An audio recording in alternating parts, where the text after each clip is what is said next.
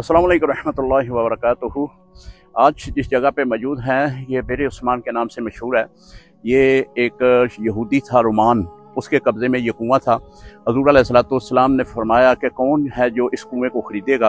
तो सैयदना उस्मान रज़ी अल्लाह ताला अन्हो आपने फरमाया, अर्ज़ की कि या रसूलल्लाह सल्लल्लाहु अलैहि वसल्लम मैं इस कुएं को ख़रीदता हूँ।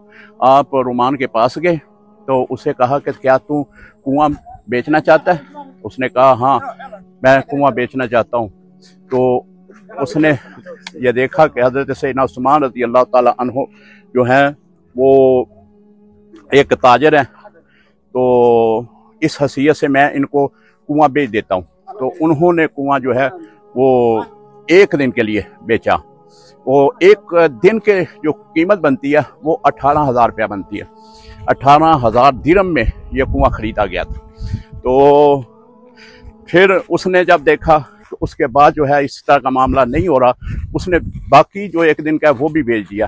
अब ये कुआं मुकम्मल तौर पर मुसलमानों की मलकियत में आ गया, लेकिन इसको ख़रीदा सैयदना उस्मान रज़ी अल्लाह ताला अन्हु ने, और जो कि 20,000 दिरहम में ख़रीदा गया ये कुआं है। अस्सलामु अलैकुम रहमतुल्लाह।